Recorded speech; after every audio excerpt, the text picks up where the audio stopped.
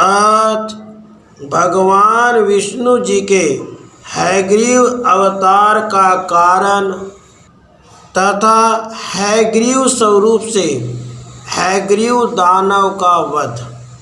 ऋषिगण बोले, सूत जी, आपने बड़े आश्चर्य की बात कही। अरे, जो भगवान विष्णु सबके कर्ता धर्ता है, उनका भी मस्तक कटकर धड़ से अलग हो गया। फिर उस धड़ पर घोड़े का सिर रखा गया और वे हयग्रीव कहलाने लगे। वेद भी जिनकी स्तुति करते हैं, संपूर्ण देवताओं को आश्रय देना जिनका स्वाभाविक गुण है तथा जो समस्त कारणों के भी परम कारण है, उन आदि देव जगत प्रभु भगवान श्री हरि को भी छिन्न मस्तक हो जाना पड़ा। यह देव की ही करामात है।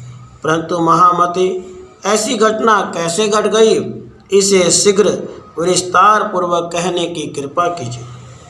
सूत जी कहते हैं, मुनिगणों, भगवान विष्णु परम तेजस्वी एवं देवताओं के भी देवता है। उनकी लीला बड़ी विचित्र है। तुम सब लोग अत्यंत सावधान होकर उनकी अद्भुत कथा सुनो। एक समय की बात है, सनातन परम प्रभु भगवान श्री हरि को घोर युद्ध करना पड़ा। 10,000 वर्षों तक वे युद्ध भूमि में डटे रहे। फिर तो उन्हें थकान सी हो गई। तब वे अपने पुण्य प्रदेश वैकुंठ में गए। पद्मासन लगाकर बैठे। धनुष पर डोरी चढ़ी हुई थी। इसी अवस्था में धनुष को भूमि पर टेक कर उसी के सहारे वे कुछ झुक से गए। फिर उसी पर भार देकर अलसाने भी लगे।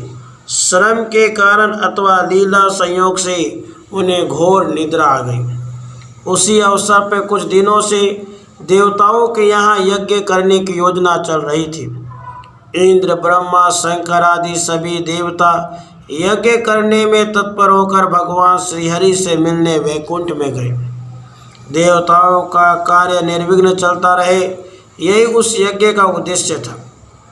वहाँ उन्हें यज्ञेश्वर भगवान विष्णु का दर्शन नहीं मिला। फिर तो ध्यान द्वारा पता लगाकर वे जहाँ भगवान विराजमान थे वहाँ पहुँच गए। देखा, परम प्रभु भगवान श्रीहरि योग निद्रा के अधीन होकर अचेत से पड़े हैं। तब वे देवता लोग वहीं ठहर गए।